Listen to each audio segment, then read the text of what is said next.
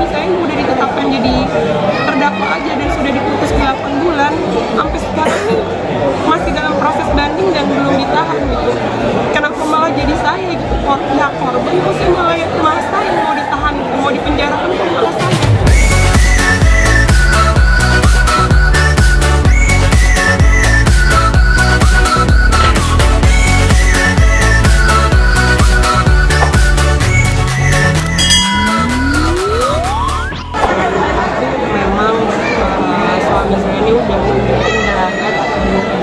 Punya perempuan simpenan, tapi nggak cuma satu, tapi banyak gitu.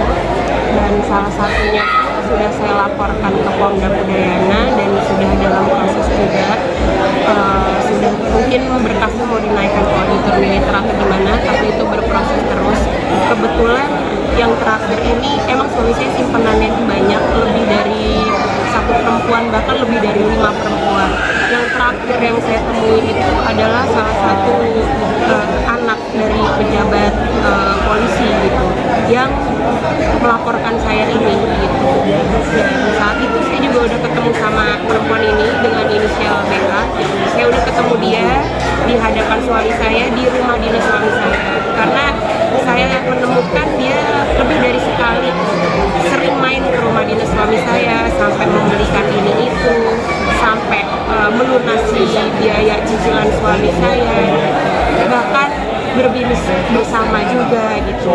Dan di situ pun suami saya juga udah bilang gitu, kalau ketika dia cerai sama saya, dia berani nikahin perempuan ini di hadapan BA ini gitu.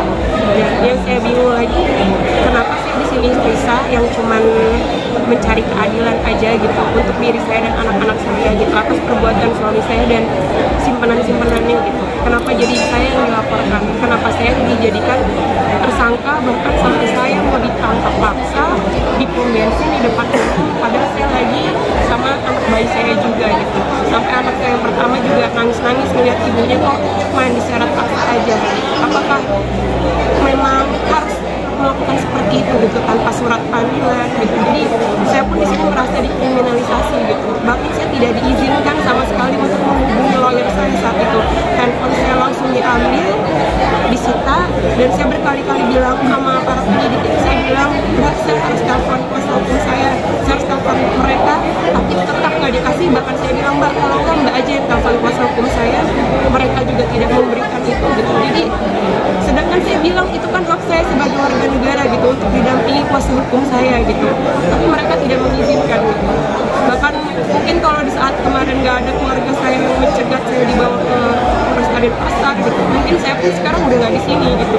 Saya maksa juga, saya bilang kalau memang saya harus disetelkan hari ini juga, saya nggak mau dipisahin sama bayi saya gitu, karena bayi saya masih ASI gitu, nggak mungkin pisah dari saya gitu. Mas saya bilang kalaupun harus nangkep saya, ya udah penjarain aja saya sama anak bayi saya sekalian. Itu yang saya merasa butuh keadilan gitu. Kenapa harus sampai seperti ini gitu? Bahkan suami saya yang udah ditetapkan jadi terdakwa aja dan sudah diputus 8 bulan, sampai sekarang nih masih dalam proses banding dan belum ditahan gitu. Kenapa malah jadi saya gitu, pihak korban kok sih malah saya yang mau ditahan, mau dipenjarakan kok malah saya gitu. Sudah mau ada gugatan cerai, sudah memang mau diproses di kesatuan suami saya, Polda Udayana, hanya karena kemarin masih berproses hukum yang saya laporkan kembali tentang perzinahan dan asusilanya, makanya proses perceraiannya tertahan dulu sementara. Jadi begitu berkas semua siap untuk disidangkan, saya pasti urus proses perceraiannya.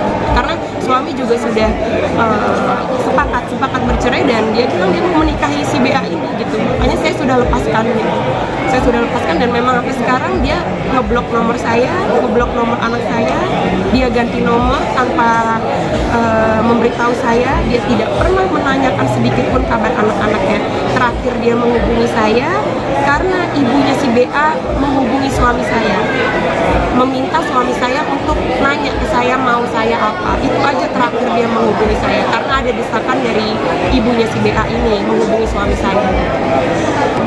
Kalau penelataran itu memang sebenarnya dari awal pernikahan suami saya udah sering gak ngasih nafkah gitu. Bahkan udah sering juga ditegur oleh komandannya, nanti akhirnya dia ngasih gajinya dia, tapi ketika dia berselingkuh dia ulang lagi. Selalu begitu gitu. Sampai sekarang pun dia lepas tangan tentang sekolah anak saya, tentang kesehatan anak saya dirawat di rumah sakit pun dia nggak peduli gitu. Menurut saya, kami sebagai lawyer sudah pasti akan melakukan segala upaya langkah untuk melindungi klien kami. Makanya saya bilang, karena dia masih ibu persit, sampai saat ini masih ibu persit, masih sah menjadi istri salah satu perwira TNI di Pangdam 9 Udayana. Artinya Pangdam 9 Udayana, Makassar, itu juga harus melindungi dong ibu persitnya saat ini lagi seperti diperlakukan seperti ini gitu loh. Ya jangan dong dibiarkan begitu saja. Kasus ini sudah cukup lama terjadi sampai mereka ditelantarkan, sampai saat ini hidupnya tidak jelas mau kemana, ya kan, gaji tidak dikasih, lalu anak-anak juga dalam kondisi seperti ini, masih kecil, masih dalam ASI, satunya mau masuk TK, lalu dibiarkan begitu saja. Jadi saya juga minta mohon kepada Pak Kasat dan juga Pak Pangdam 9 Udayana untuk supaya turun tangan juga untuk memonitor perkara ini, karena ini ibu persit, ini masih salah ibu persit. Yang kedua, kami minta juga kepada pihak kepolisian supaya equality for the law, semua orang bersama ke depan hukum. Jangan ada yang diperlakukan seperti ini, ada yang diperlakukan dengan mudah gitu loh. Jangan dong kayak gitu. Ada apa? Kasus ITE kok diperlakukan kayak kasus perampok, kasus pembunuhan, kasus narkotika, dan lain sebagainya. Belum ada surat panggilan, sudah datang tangkap langsung di perjalanan pun, anaknya teriak-teriak, anak masih di bawah umur. Dan sehari ini baru dikasih surat panggilan. Kalau begini kan saya juga ucapkan terima kasih. Kasih dulu panggilannya, kapan kami datang gitu loh. Kalau kami tidak datang, udah pasti kami ada punya alasan kenapa kami tidak datang. Tapi kalau tiba-tiba langsung digerebek di pinggir jalan, di publik, masyarakat pikirnya hanya orang dengan apa kan gitu. Jadi saya perlu sampaikan bahwa ibu-ibu rumah tangga harus hati-hati, karena pelakor bisa melaporkan ibu rumah tangga dan jadi tersangka. Ya, ini hati-hati. Jadi kepada publik, masyarakat harus melihat bahwa ini kasus ini bisa banyak merugikan banyak orang. Gara-gara undang-undang ITE yang upload siapa, tersangka utama itu ditangkap, itu aja diproses. Kenapa orang yang justru jadi korban jadi tersangka gitu loh? Yang notabene adalah ibu persit masih sah, yang kedua adalah ibu rumah tangga, dan dia adalah sah menjadi istri seorang tentara, perwira tentara, dan sampai saat ini masih sah. Dan kalau istri yang sah, harusnya negara melindungi dia dong. Masa orang ketiga, orang kesekian melaporkan lalu dia harus jadi tersangka? Ada apa di balik semua ini? Ya, kami minta penegakan hukum tetap dilakukan, tapi juga harus dilihat dari sisi-sisi lain yang tahapan-tahapan proses yang diperhatikan juga. Karena kami sebagai lawyer udah pasti kami akan melindungi, akan mendampingi ketika proses terjadi. Upaya dan langkah hukum pasti kami akan lakukan, Mas. Ini udah jelas-jelas melanggar hak asasi orang gitu. Itu kan urusan di TNI ya. Masalah di urusan di pimpinan TNI karena korupsi mereka. Tapi yang sekarang kita tangani adalah kasus yang ada di kepolisian. Kenapa perlakuannya berbeda? Kenapa orang belum dipanggil tiba-tiba digerebek hanya karena kasus ITE dilaporkan oleh seorang ada dugaan sebagai pelakor? Nanti ibu rumah tangga yang di rumah sekarang, ya besok-besok kan mengalami hal yang sama. Nanti suaminya mungkin ada orang kedua ketiga bisa melaporkan istri sahnya.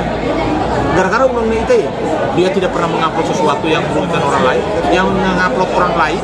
Undang-undang ITE itu adalah siapa yang menyebarkan berita itu. Kenapa dia jadi tersangka? Korban kok jadi tersangka? Ibu rumah tangga kok jadi tersangka karena laporan daripada oknum daripada pelakor? Mohon maaf ya, ini kasus akan harus masyarakat harus kami minta juga responnya, karena ini akan banyak masalah seperti ini akan terjadi. Ya, jadi saya sebagai kuasa hukum daripada klien saya mohon kepada pihak kepolisian, Pak Kapolri, Irwaslu, Propam, Kapolda Bali dan Irwasda, dan juga Kapolres Denpasar, supaya kasus ini harus dilihat secara objektif. Jangan karena ada sesuatu, mungkin ada tekanan atau ada oknum besar di belakang untuk kasus ini, sehingga kasus ini dibuatkan seperti ordinary crime, kasus yang luar biasa. Padahal ini kasus biasa saja, ya kan? Siapa yang dirugikan dalam hal ini? Justru dia dirugikan gitu. Kalau mau bicara kantor hukumnya ada, yang ada medianya sudah ditangkap, ya sudah. Ada pelaku utamanya, kenapa klien saya sebagai korban kok jadi tersangka jadinya?